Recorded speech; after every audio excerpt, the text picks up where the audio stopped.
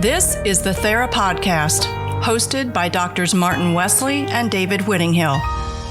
Welcome to another edition of the Thera Podcast. This is Martin Wesley, and I'm here with my co-host, Dr. David Whittinghill. How are you doing, David? I'm doing good, Marty. Glad to be here. How are you? I'm doing well. Getting ready for Christmas, I guess. You do anything special? No, we're kind of staying close to home this year. Really? Yeah, so a few relatives coming through from Virginia, but mostly we'll be here with the dogs. Yeah, this is the first year we've actually decided we're not going to give to all the adults. We're getting too many adults, I guess, and we're just going to focus on the kids. I don't know. It's just such a consumerized time that we're trying to get away from it a little bit and just going to enjoy each other a little bit more. We'll see how it goes. So. That's good, though. Yeah. And eventually we were talking that hopefully we can make things for the adults. So hopefully over a year's time we can start making things, and then we'll focus more still on the kids, but we'll make things for our friend or for our family, and that way it's more personal. We'll see. I really like that idea. Yeah. Well, you being an artist and all that, and to me I was thinking about making things with wood and so forth. So, well, one thing that's been on my mind, and I know we've talked about it in person, but I'm hoping we can talk about that today, and that is related to some posts that have been going on CESNET lately. And yes, there've been quite a bit. Yeah, and again, CESNET, for those that may be listening and do not know what it is, it's CES, meaning, what is it? A Counselor Education Supervision Network. It's a those that are primarily interested in our field, mainly professors, doc students, and so forth, some therapists that are in our field. Approximately around 6,000 people are involved in this listserv, and this listserv's been around for about 20 years or so. And for me at least, the desire on this is to get news out there and to discuss things as professionals and be able to have a free flow of ideas. What are your thoughts about that as far as what is the purpose of it? Yeah, that's my experience with CESNET. It's been the exchange of ideas, and for the most part through civil conversations back and forth with students, professors, counselor educators, and supervisors and practitioners, all of which who've come sent emails back and forth to each other to promote discussion about topics related to the profession of counseling. And for the most part, it's been a helpful tool, I think, for us. I can say that for sure. But lately, there's just been a lot of banter and a lot of discourse that hasn't been actually, I would say, civil, maybe. Yeah. There's always been elements where at times it gets heated. I would say every 3 or 4 years where a heated topic comes up. To me, the biggest heated topics over the years have been CACREP is one. When CACREP changed their regulations in 2009 for the upcoming 2013 standards that were changing things for, you had to have a CACREP degree to be a professor. That hit the fan, I remember. And there was a lot of discussions, and it was getting angry and very hot on. That was a big one. Another big one related to, licensure, that to have licensure, you had to have a CACREP degree. That has been a very hot topic over the years. Yes, you're correct. And the other one is I would say is religiosity. There's times when we get into religiosity or issues around that, and that's been certain people. I could name the names, I'm not going to, but there's like 2 or 3 people, one in particular that's not been on CESNET lately, that whatever he would say, we're going to have a little fight, and the disrespect was unbelievable on all sides. Yeah. And it, I have a feeling you know who I'm talking about, but I mean, and again, it wasn't Yeah. just him, but yeah. no. So, yeah, in addition to that, I think we've had some discussions and, coming to and having an awareness about multiculturalism. That was also a big one. Yeah. For Cultural us. areas that hit at the time, and somebody makes a comment about it. Many times it's meant to goad, and has not been done in the spirit in which it should have been asked. And then at times it just turns out to be a total mess where people take things very personal, and then other people are attacking and making it personal. It's just not been the most healthy thing at times. But Yeah. what I would, all that to lead up to, we're now to unhealthy again. It's like we talked about earlier in our conversations, that it seems like the profession of counseling, that we should be the experts that are in our communication, we should be modeling the experts in communicating productively, having civil discourse and debate, and we should be the role models for the rest of professions, other people in general, anyone who's listening in. That should, maybe I'm wrong about that, but it just seems like counselors I've got a humanistic bent, should be able to actually be genuine, authentic, and have respect and non-judgmental approaches to the way they interact with each other. Yeah, I completely agree. I mean, it's the old, do you take care of things in your own house? So, for example, does the dentist family have, the best teeth in the neighborhood? They should. That person should probably have the best teeth, whereas the carpenter probably, has better woodwork in his house, and the painter probably updates his house more often than others. You would think that counselors, who should be, like you say, experts in human communication and relationships, and trying to bring people together, could do that better than they are, especially as we've witnessed this last week. Agreed. I couldn't agree with you more, Marty. So, So what is it about? What's this latest one?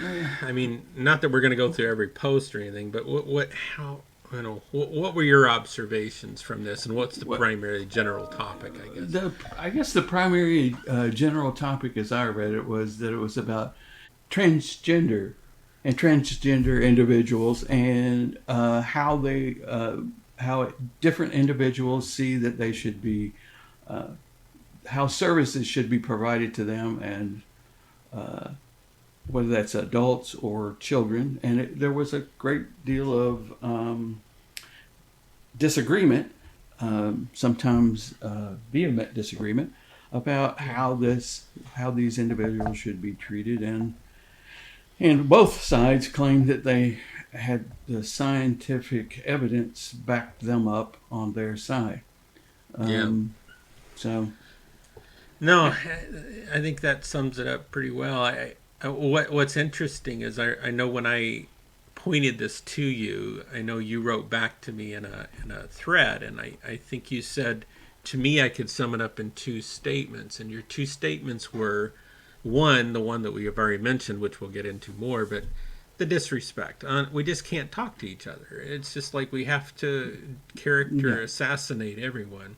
But the second one that you summed up was, in fact, I almost want to go to exactly what you said, but I don't have time. But the issue is I think you said it very well, and that is that the science is there, and we don't need to look at the science any further. We don't need to do any further research, which that is what some of the people were claiming, is that the science was settled.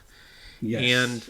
And I don't know of anything in our profession as a counselor, in being in a soft science, which I have no problem with because we're dealing with human beings, there's so many variables to it that we just can't make laws related to the physics, what you would have in physics or whatever. It'd be nice if we had a periodic table that, it just has these different type personalities or something, and you combine this and combine that, and you get this. But this particular compound of, humanity, it doesn't happen that way. There's way too much there. But to think that the science is settled on something that is, we cannot deny a human experiment that is very unique. Over the last 100 years to even in reality with the new scientific breakthroughs related to affirmative care, we are literally talking about 20 years, no more than that. Right. Yeah, I agree. That's the most. And to your point, there is no way with social science, or in our field in particular, that you can come up with the one best way to treat individuals.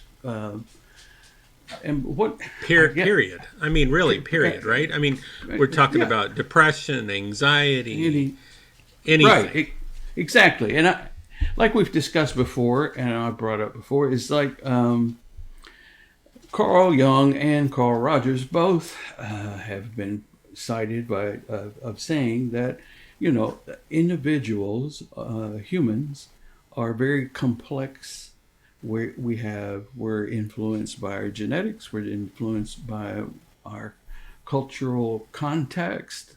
We're influenced by our own egos. There's just so much about humans that there's no way that we can say that this one thing would work for one group of individuals. Or while we want it to be as inclusive and recognize as many people as possible, I think the issue is how do we help those that are hurting? And saying that there's just one way to do that seems a little short-sighted on my side. And to argue so vehemently about it is troubling. Also, that it's the name calling, I guess, that bothers me the most about this particular topic. Well, I agree.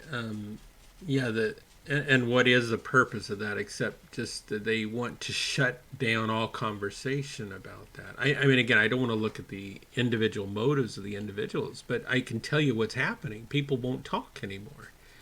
They said that their opinions don't matter. They will not.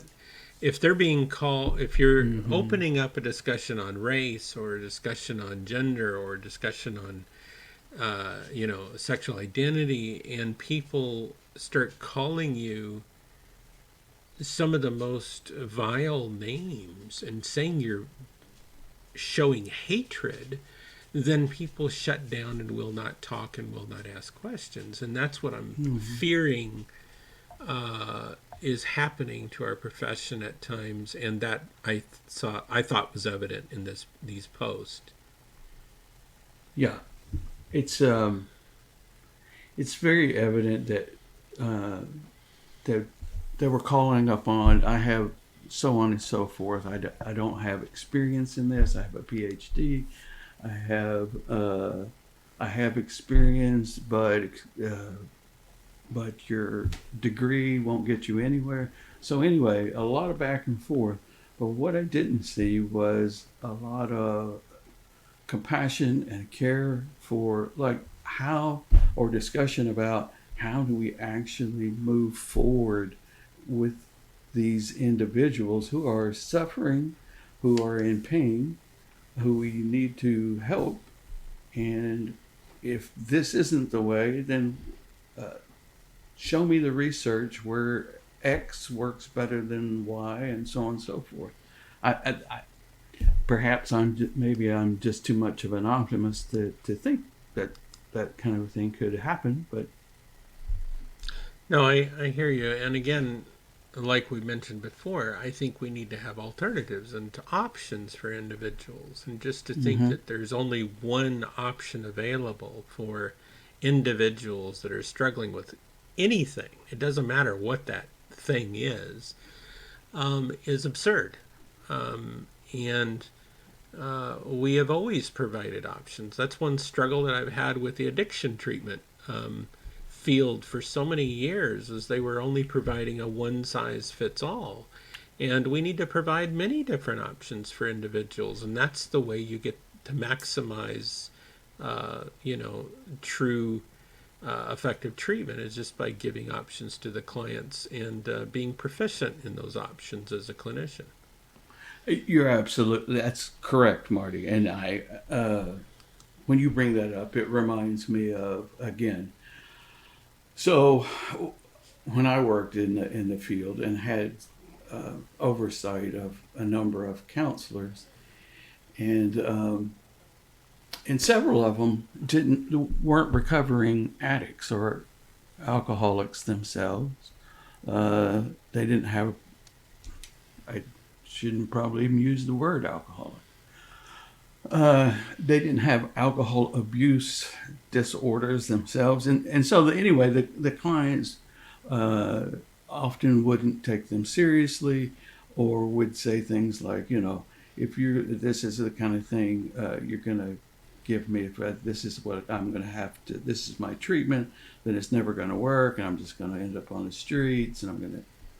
So it was sort of like a blackmail, I guess.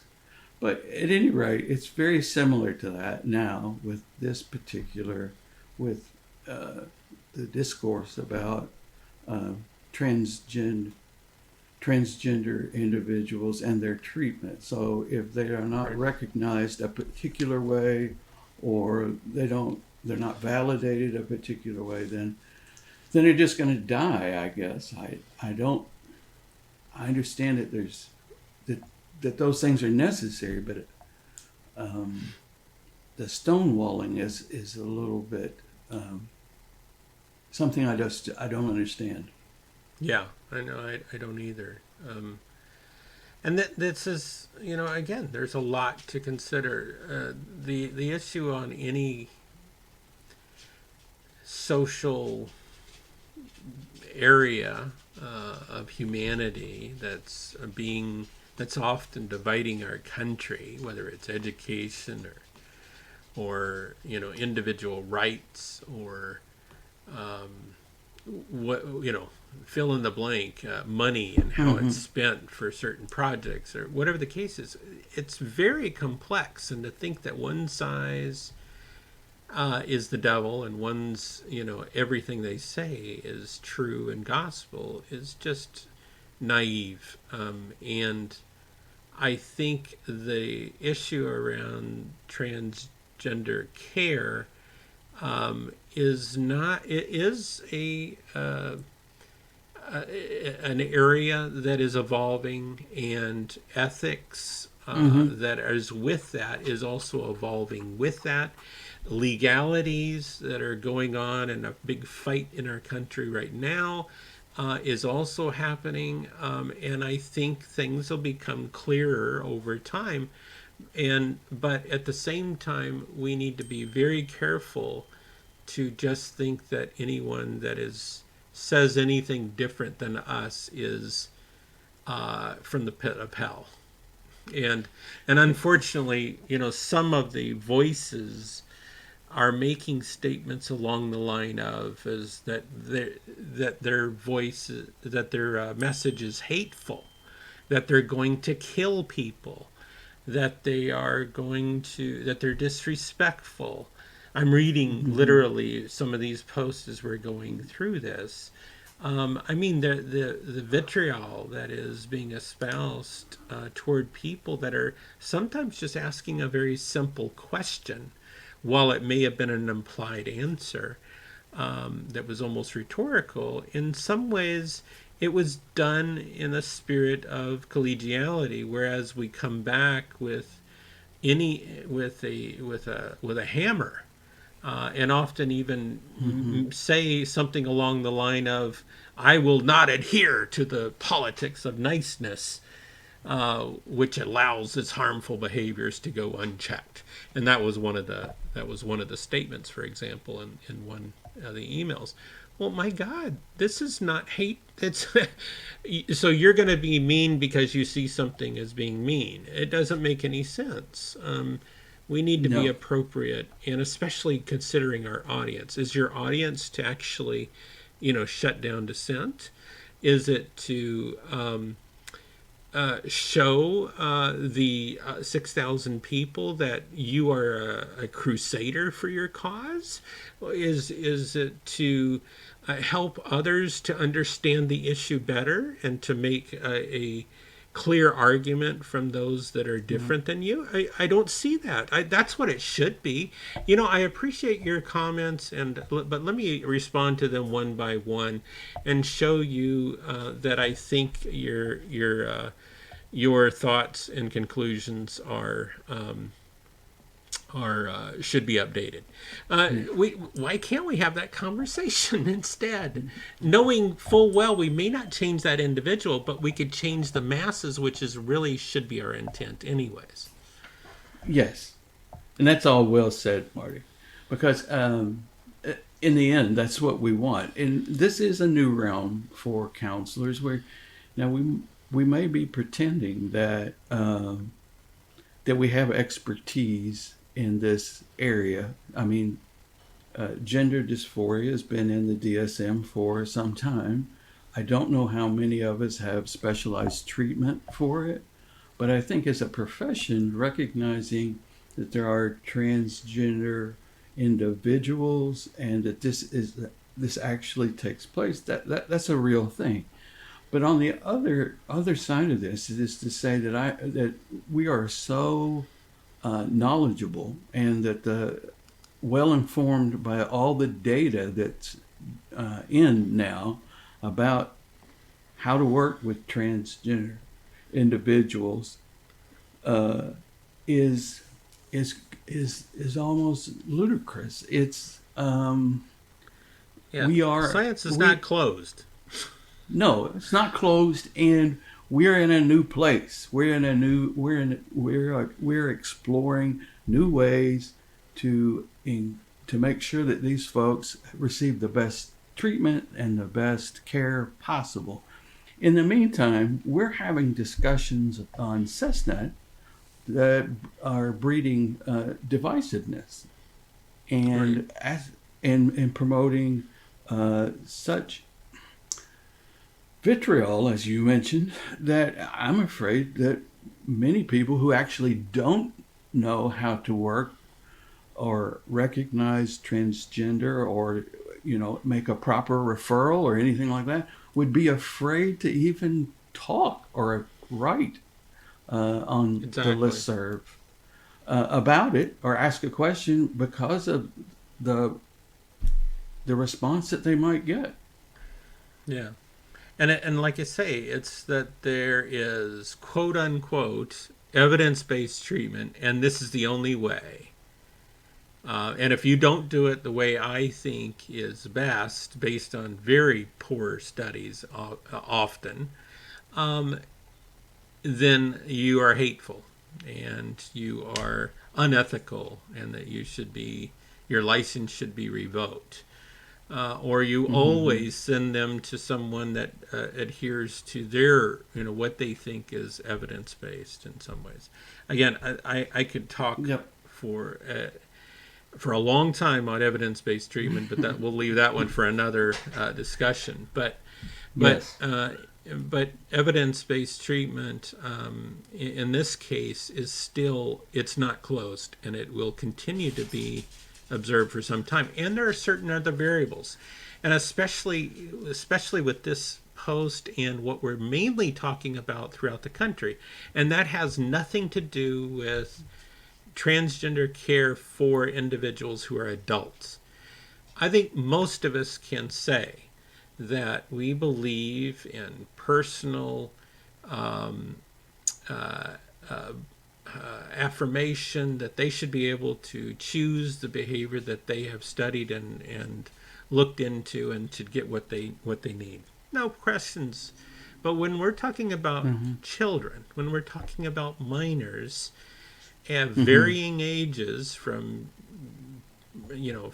people that are, individuals that are 6, 7, 8, 9, 10, 11, into puberty and beyond, that is a very different discussion, because we're not just talking about individual rights, we're talking about parental rights, we're talking about who's paying for that, we're talking about because if the federal government is paying for it through Medicaid, for example, should there be a personal, should the public be involved and lawmakers be involved in that care? So there's so many different aspects to that, and to make it simple is, again, to me, naive or being intentionally manipulative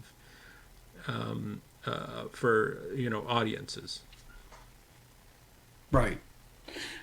So, and I also noticed in a lot of the posts that this gender affirming care, that the tone took on right versus left, and right. I that's not part of our profession. I don't believe. I think we all come from the same place. I don't believe. Yeah, and when that becomes part of the discussion, I don't know that we're talking about counseling anymore. I think we're talking about politics rather than care. Yeah, and that gets us in a very dangerous place, I think, as a profession, because then we start fighting wars that, again, we shouldn't be involved with. The whole point of being, as I remember it, and I'm sure you have better history than I do, but we started requiring multicultural classes and a specialized class for K-CREP standards back in, I think, the mid to late 90s.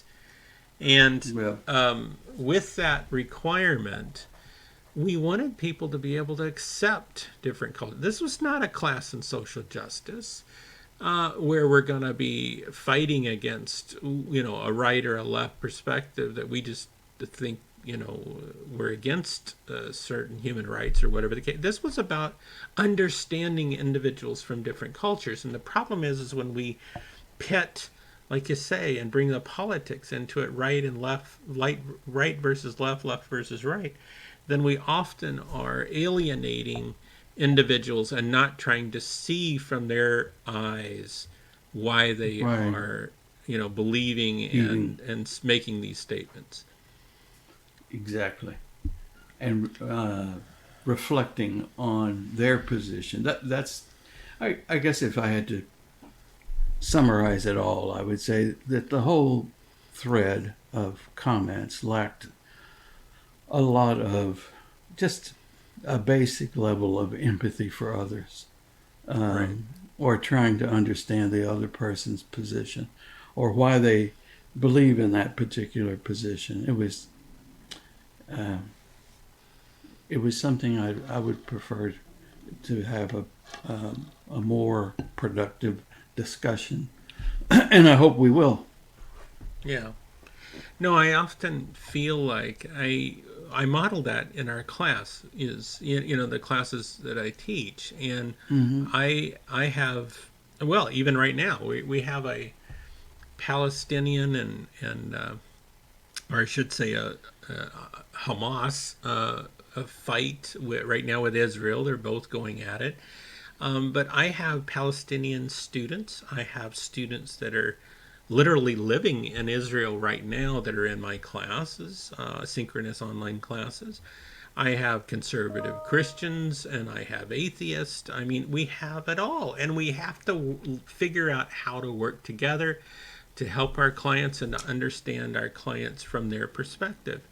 And to think that I am going to push one side of any issue from a political perspective or anything, and not to keep the focus on what I want out of my students, which is to be a good counselor and understand the client's perspective, then I'm doing a poor job. Yeah. As a counselor educator. Yeah. Which brings up another thing for me, Marty, which is this idea of, and it's a big topic. It covers a lot of ground, but I'd be wrong not to mention it, and that's our role as advocates. We are advocates, and we do advocate for our clients.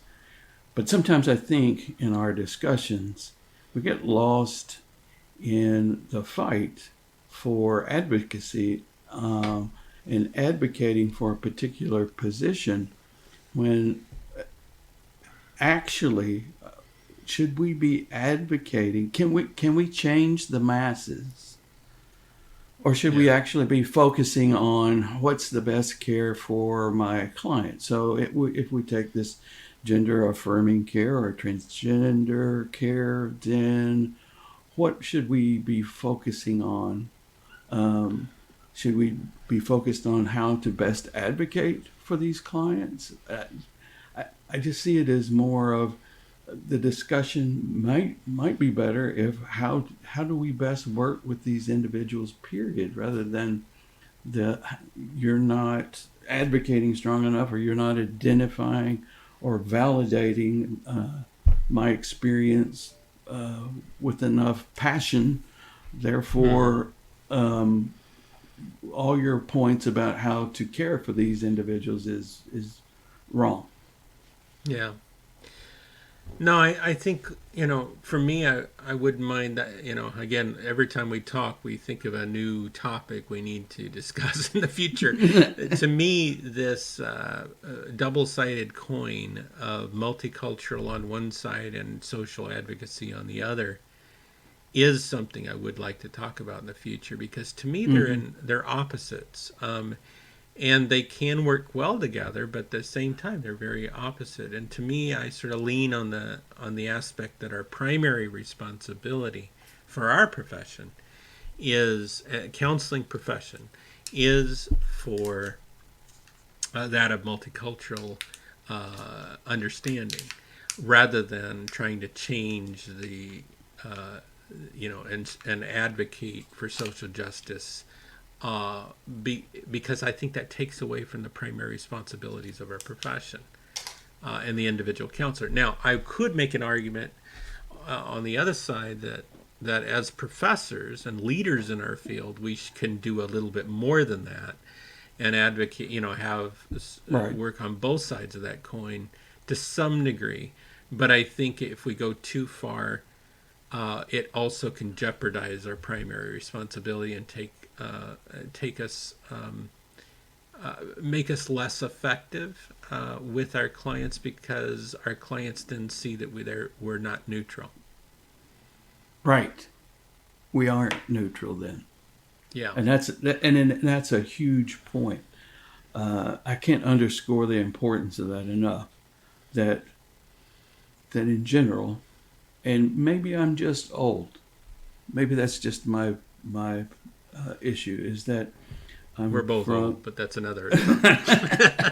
I'm just from a time when the experts that I modeled myself after were neutral, and that they approached the profession, and their job was to help you generate your own autonomy and your own thinking and your own person. It was not my experience that they wanted me to be little robots of them. Yeah. So No, I agree. I was taught the same way, and that I guess that's part of it too. As an example, me and you are doing a study right now on religious discrimination in religious schools, K-Crep schools, and we'll talk about that another date, and I'm sure. But the issue is I don't want to also. I also want to study discrimination that's happening in more liberal schools and secular schools as well, but are against ideology instead. So, to me, just like I think what you're saying is, I don't want to think discrimination is happening only on one political culture side and not the other. And I think we need to call it all out. yes. Well, isn't that science? Exactly. Yeah, that's a good point. Yeah. Yeah.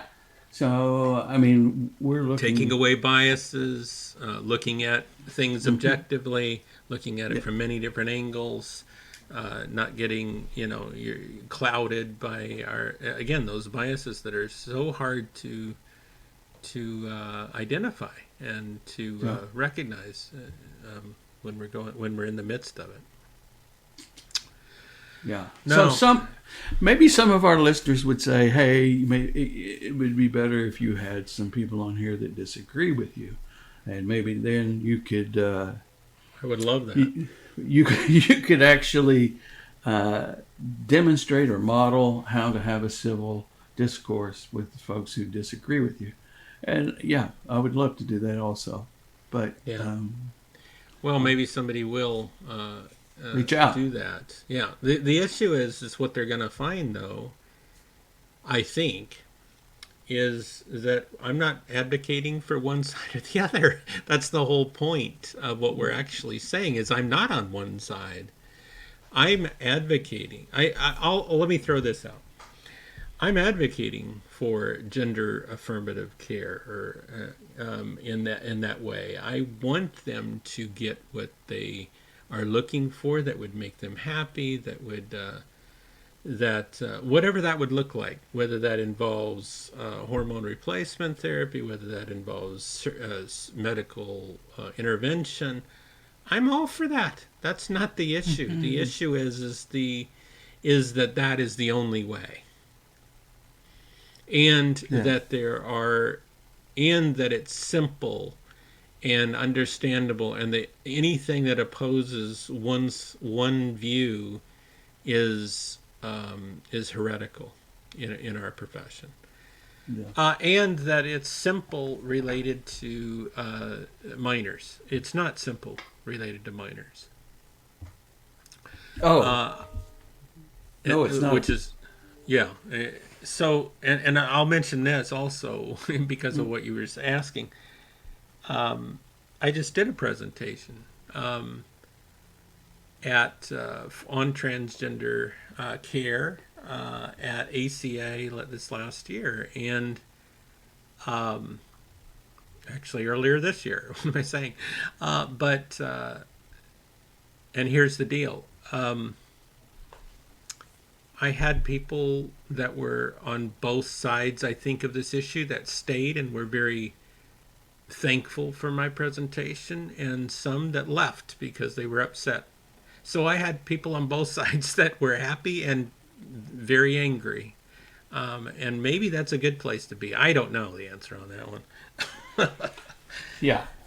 So, they're going to be, until it's kind of until the dust settles, we don't know. But I will say this, from my own experience, I can tell you that having a counselor who has a one-size-fits-all perspective can be harmful to their clients. And my experience with that was going through my puberty, going through my puberty, I was effeminate, and I attracted the attention of both sides of the spectrum. I attracted gay men, made passes at me, and women were also attracted to me. But You're just one good-looking dude. What can I say? well, yeah, back then, since then, it's all gone. So, but at any rate, this was all very confusing to me through my puberty, and I was having panic attacks. There was a lot of stuff going on in my home, alcohol abuse by my father, so on and so forth. But at any rate, I'm not trying to minimize that. I'm just trying to move forward and say that I was having panic attacks about it, and I went to a counselor. And that is back in the 70s, right? When homosexuality was still in the DSM. And I went then to a counselor and a psychologist who worked together in an agency. At any rate, they gave me several battery of tests, including the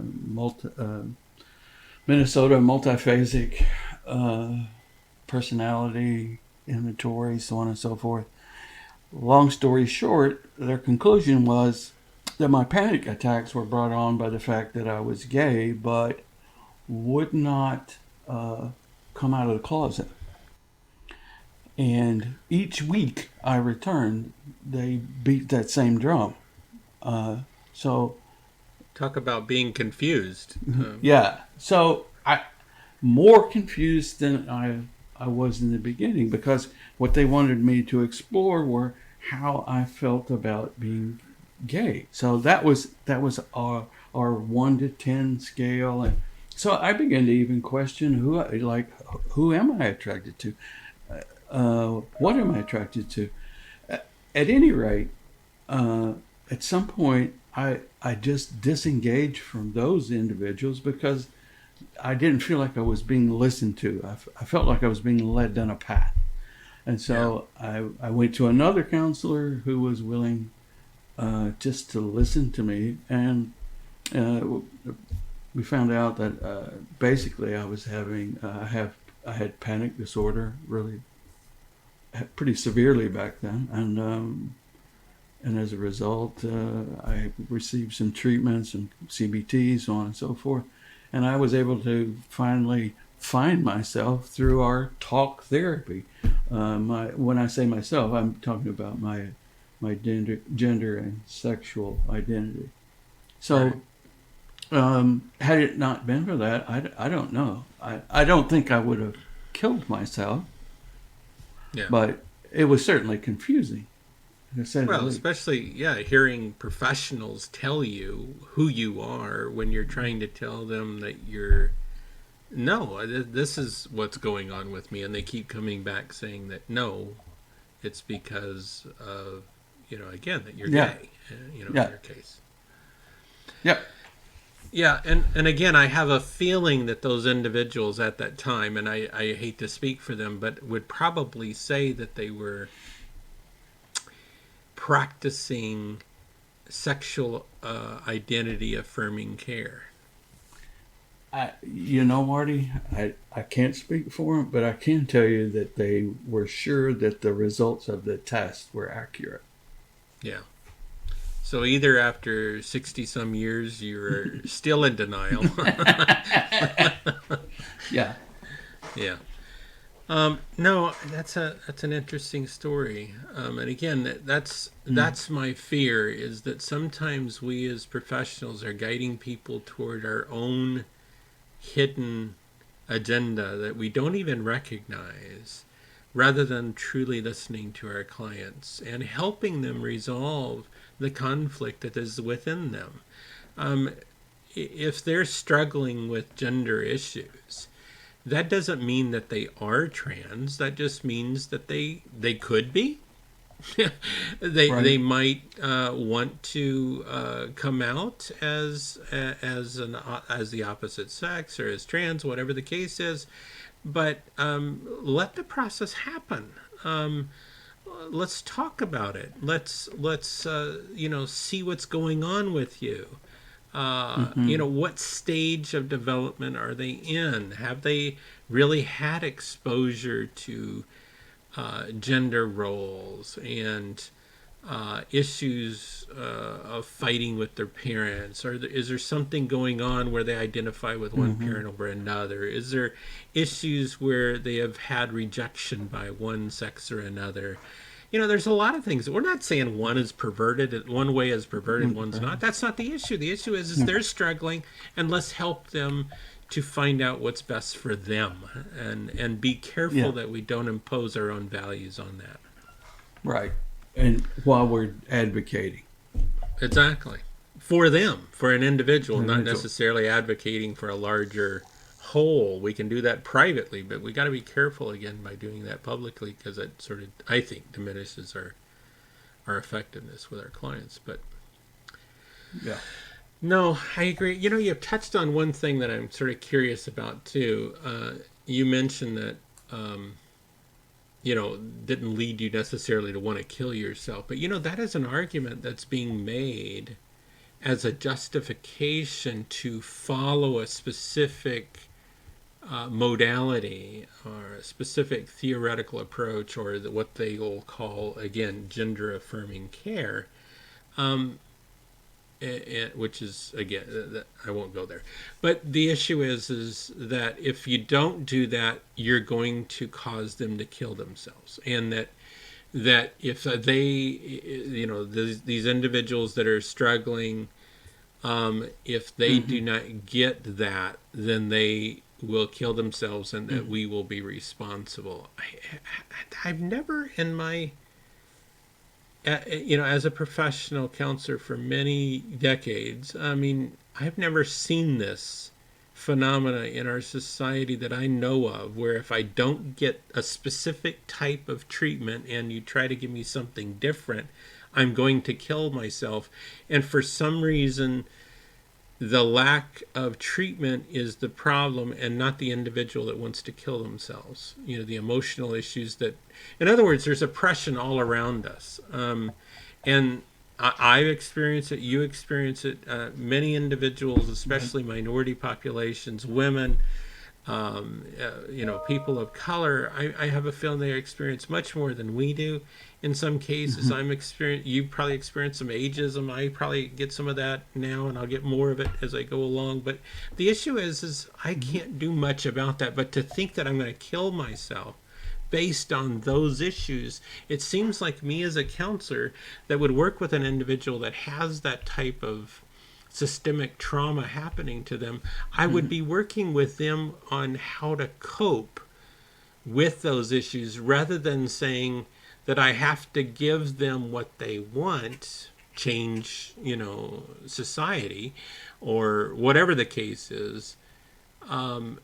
Rather, it just doesn't make sense to me. It just doesn't make sense. It seems like to me I would work with their suicidality and why they cannot cope with a society that's not always fair. Right. Exactly. Yeah, I think there's a lot. I think both of us, I can only speak for me. I've worked with a lot of individuals who have actually experienced that discrimination and felt a great deal of despair. I can't say that they were necessarily, some of them were very depressed, but not suicidal per se. I can imagine that untreated they might have been, but again, I guess the point I'm trying to make is the focus of the treatment was on the depression or the despair, and how do you live in a world that is not always fair. Yeah.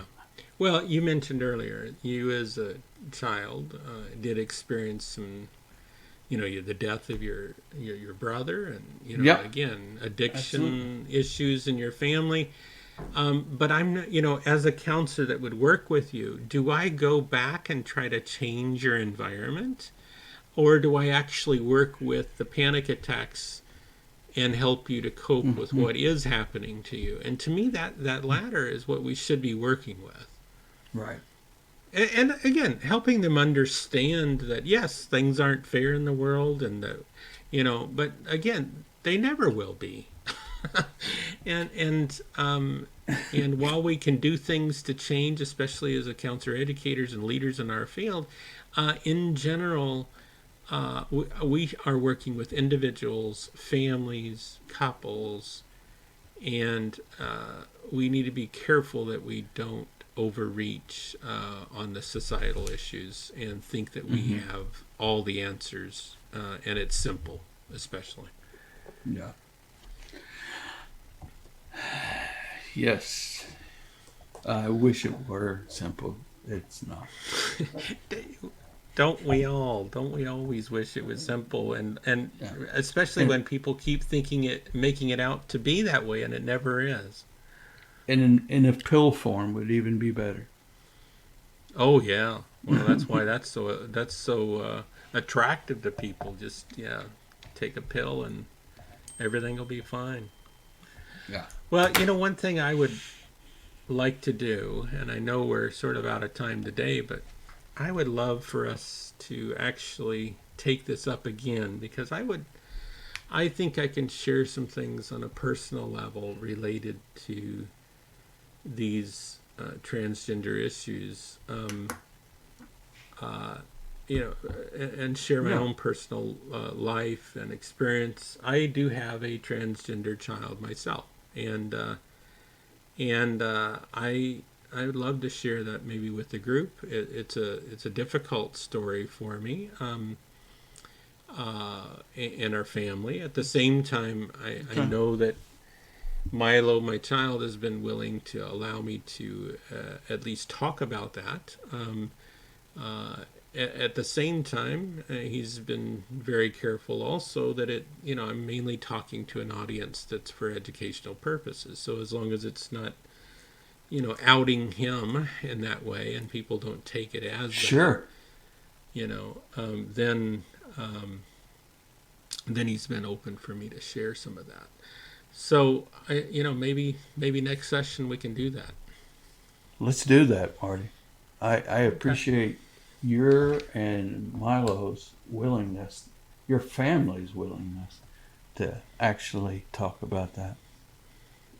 Yeah. Well, we'll until next time, let's do that. So. Okay. Thanks, Marty. All right. You have a good one. Bye.